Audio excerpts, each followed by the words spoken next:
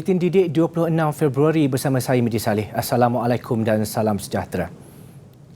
Kementerian Pendidikan akan membuat pemakluman dalam masa terdekat mengenai pembukaan dan pengoperasian sekolah bagi sesi baharu persekolahan 2022-2023. Ia turut melibatkan pengoperasian kolej vokasional, kolej matrikulasi dan Institut Pendidikan Guru termasuk perkara berkaitan kehadiran murid. Dalam perkongsian di laman Facebook, Menteri Kanan Pendidikan, Datuk Dr. Razidin memaklumkan satu mesyuarat penyelarasan bersama pasukan khas pengoperasian diadakan semalam. Turut dibincangkan isu beg berat yang berlarutan khususnya bagi murid sekolah rendah. Tambah Datuk Dr. Razi, satu pendekatan menyeluruh yang lebih jelas akan diumum tidak lama lagi. Mesyuarat turut menyentuh garis panduan bagi aktiviti sukan dan co-kurikulum di sekolah.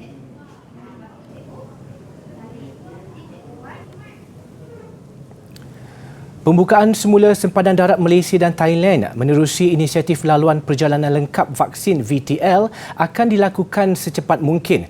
Perdana Menteri Datuk Seri Ismail Sabri Yaakob memberi gambaran pelaksanaan itu akan dilakukan sebelum Hari Raya Aidilfitri. Ini Kementerian Kesihatan sedang memikirkan bagaimana nak mempermudahkan.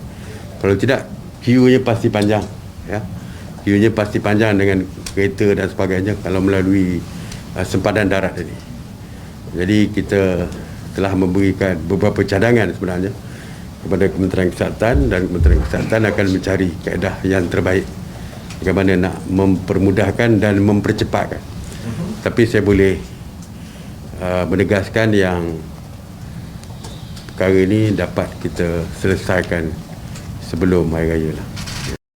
Beliau berkata demikian dalam sidang media penutup lawatan rasminya ke Thailand hari ini. Beliau dan rakan sejawatnya Prayut Chan-o-cha telah bersetuju agar perbincangan di peringkat agensi dapat digiatkan bagi membuka semula sempadan dalam masa terdekat melalui skim laluan perjalanan lengkap vaksin VTL bagi Malaysia atau Test and Go bagi Thailand. Sebagai permulaan, VTL udara di antara Kuala Lumpur dan Bangkok akan dilaksanakan bagi pengembara yang telah lengkap vaksinasi sebelum diperluaskan di 9 pintu sempadan lain.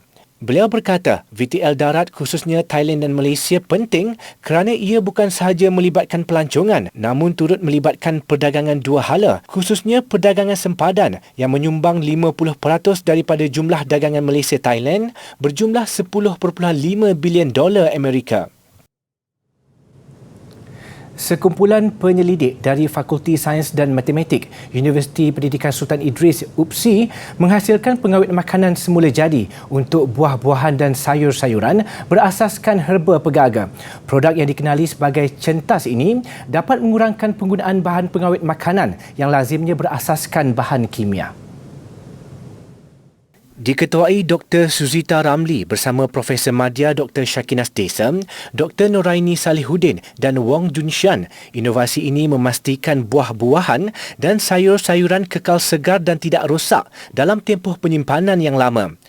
Menurut Dr. Suzita, pemilihan pegaga sebagai bahan utama produk centas kerana sifat herba itu yang membantu meningkatkan peredaran darah dan kesihatan kulit yang dibuktikan di dalam kajian terdahulu.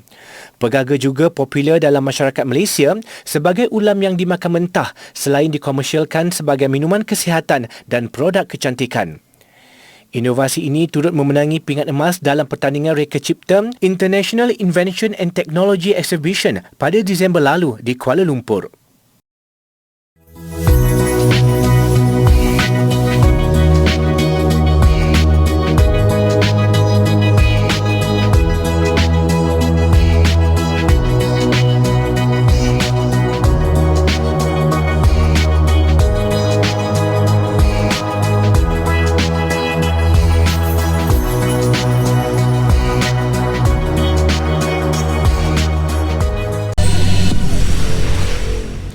Jabatan Meteorologi Malaysia menjangkakan kawasan berhampiran pantai di Kelantan, Terengganu dan Pahang bakal menghadapi cuaca lebih teruk. Ketua Pengarahnya Muhammad Helmi Abdullah berkata, perkara itu disebabkan tekanan rendah di Laut Cina Selatan mula bergerak memasuki kawasan darat. Menurutnya, amaran hujan berterusan paras bahaya dijangka berlaku di Kelantan dan Terengganu hingga tengah malam ini. Perkara itu termasuk amaran angin kencang dan laut bergelora kategori 3 dijangka melanda negeri pantai timur. Saya menjangkakan bahawa negeri di kawasan pantai khususnya di negeri-negeri seperti di Kelantan dan juga di Terengganu adalah kawasan-kawasan yang agak lebih terkesan berbanding dengan tempat-tempat lain disebabkan oleh sistem tekanan rendah yang dikesan di Laut Cina Selatan telah memasuki kawasan daratan dan sekarang ni bergerak ke arah utara barat laut ke utara tanah air. Dan ini juga biarpun pada PKM menjangkakan pada peringkat ni masih lagi di sebelah pantai, kawasan-kawasan pantai ataupun daerah-daerah yang berhampiran dengan pantai ataupun laut di Laut Cina Selatan bagi negeri Terengganu dan juga Kelantan. Tapi apabila sistem tekanan rendah itu memasuki kawasan daratan lebih jauh, kawasan-kawasan di sebelah pedalaman juga negeri Kelantan dan Terengganu akan juga mengalami keadaan yang agak buruk lah. Met Malaysia dalam satu kenyataan memaklumkan angin melebihi 60 km sejam dengan ombak berketinggian melebihi 4.5 meter dijangka berlaku hingga Isnin ini. Keadaan itu berbahaya kepada semua aktiviti pantai dan perkapalan termasuk pekerja di pelantar minyak. Justru penduduk di kawasan persisiran pantai dan berdekatan saliran air diminta untuk berwaspada dan memantau paras air.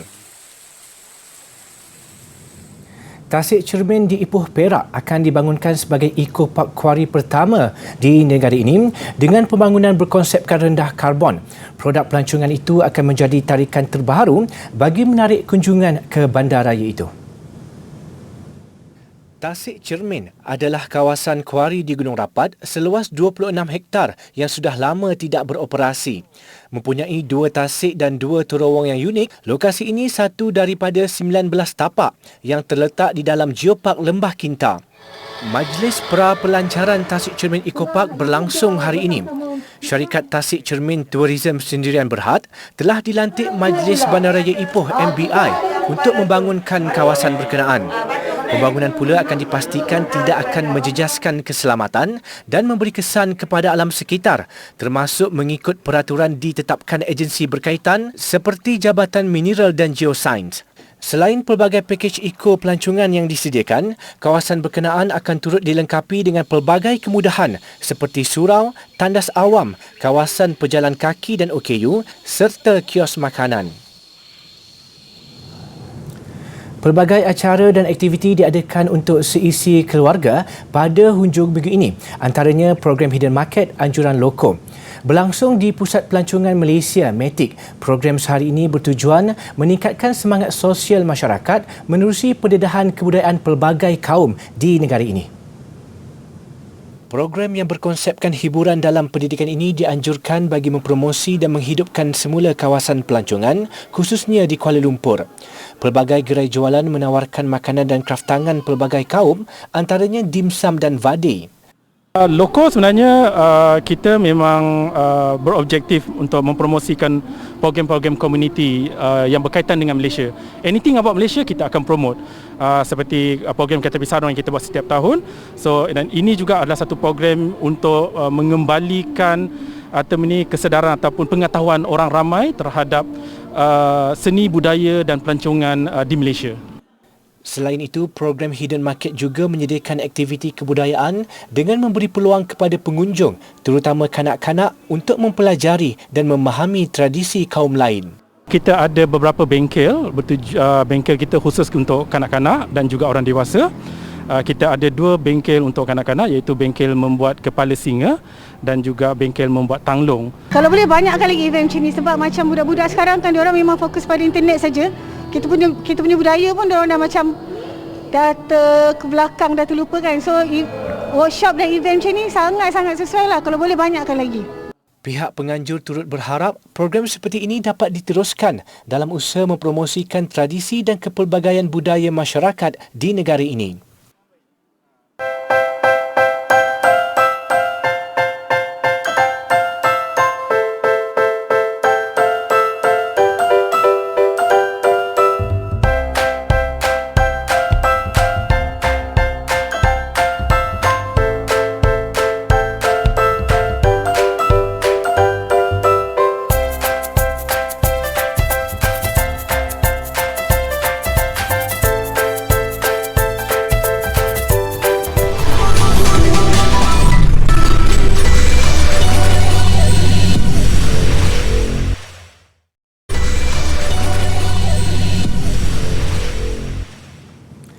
Mereka yang melupai sejarah pasti akan mengulanginya semula. Itulah kata-kata seorang ahli falsafah, George Santayana, dalam membincangkan perihal kepentingan sejarah dalam sesuatu masyarakat.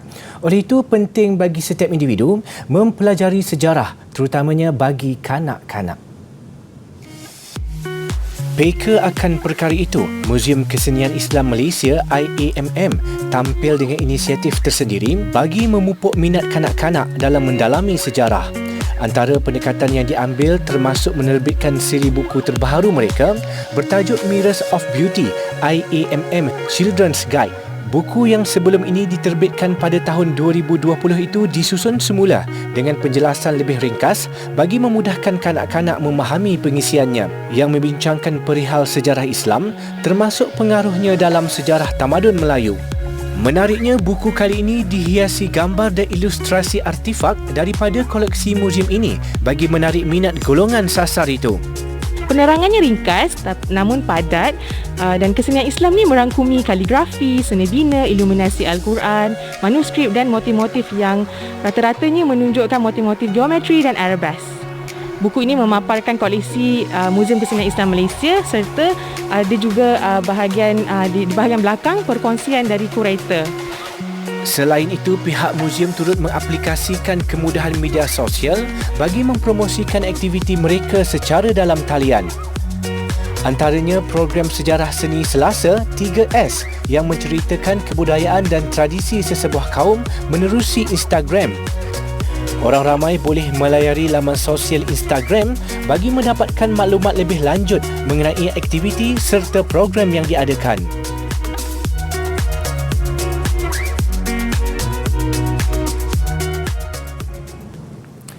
Setiap individu punya pendapat dan pendirian masing-masing dalam memilih kerjaya pilihan.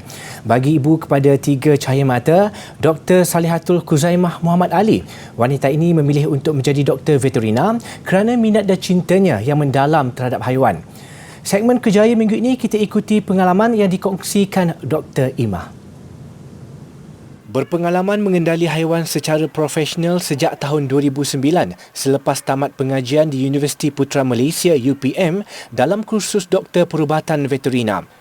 Selain kucing dan anjing, Dr. Imah mampu mengendali pelbagai haiwan eksotik termasuk ular dan iguana. Sebenarnya luas sangat bidang veterina ni. You boleh involve dengan peladangan, dengan lab, even pemakanan haiwan, dan yang common is klinik veterina lah. Okay? Even you boleh join juga jabatan kan, jabatan ataupun perkhidmatan dan juga zoo. So basically it's not limited to kucing dan anjing saja, sebab ada sesetengah perception orang kalau doktor haiwan je klinik mesti klinik kucing dan juga anjing.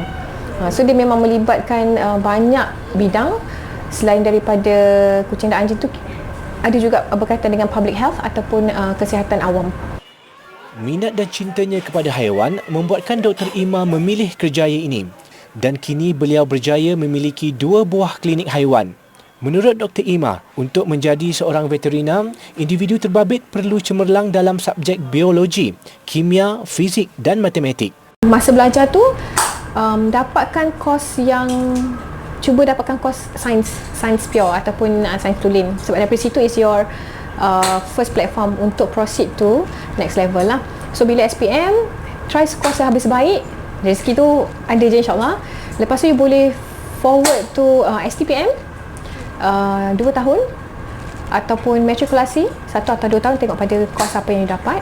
And then make sure you dapatkan sains hayat punya course lah. Itu lebih mudah sebab basic ada biologi, kimia dan juga matematik. Selain pada tu, you boleh proceed untuk sains asasi haiwan, sains asasi pertanian atau sains asasi dekat mana-mana universiti. Tidak dinafikan, kerjaya sebagai veterina mempunyai banyak cabaran, terutama daripada segi persepsi masyarakat. Bagaimanapun ia ditepis dengan pengalaman manis yang menjadikan Dr. Imah lebih bersemangat untuk meneruskan kerjaya. Ini adalah pesanan Dr. Imah kepada pelajar yang bercita-cita menjadi veterina. Apa yang kalau benda yang you minat, susah macam mana pun sebenarnya you boleh go through. Tapi memang lagi satu ketahanan mental lah. Biasanya sebab belajar doktor veterina ni bukan mudah. It's a 5 years course minimum. Kalau you kena extend mungkin dah tambah setahun 2 tahun lagi, tengok pada you punya achievement masa tu. So dia lebih kepada minat lah sebenarnya. So kalau you minat sesuatu benda tu, you boleh buat, and then kena rajin lah sebenarnya.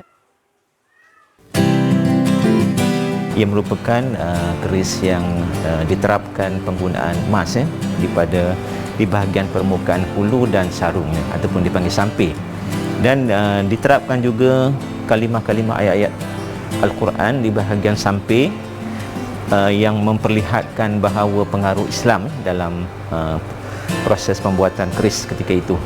Keris dalam masyarakat Nusantara adalah sinonim dengan masyarakat Melayu ataupun Nusantara, yang memperlihatkan kekuatan, keagungan ataupun ketuanan, iaitu yang melambangkan kuasa yang dimiliki oleh pemilik-pemilik keris ataupun penggang-penggang keris ini. Lazimnya keris-keris yang berunsurkan seni rupa emas yang ditempa, sama ada di bahagian permukaan samping ataupun di bahagian hulu keris, memperlihatkan kemegahan, keagungan, keutuhan, kekuatan sesebuah kerajaan ataupun pemilik keris tersebut.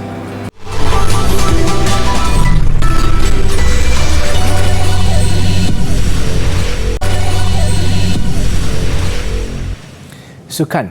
Malam ini Liga Malaysia musim 2022 akan membuka tirai secara rasmi menerusi perebutan Piala Sumbangsih di antara Johor Darul Takzim JDT dan Kuala Lumpur City FC.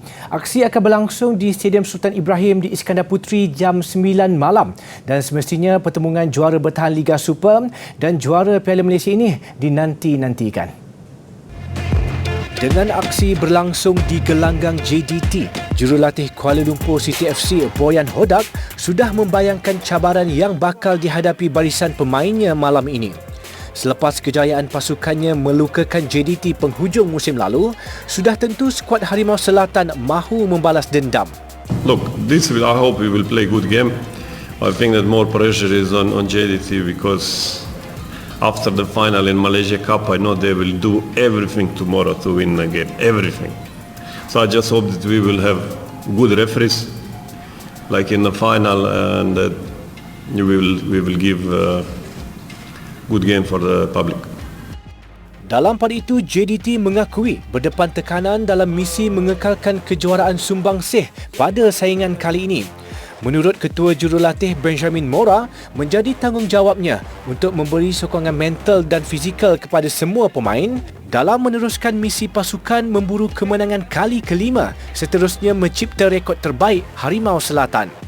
I'm aware it's going to be a very difficult game. I am aware that everybody wants to beat JDT, and I have the responsibility to try to convince the players that this is an important match and this is a very, very crucial start of 2022, so we can gain confidence. So we're going to try to do our best in our possibilities to give a good game for TMJ, so he can be around us along.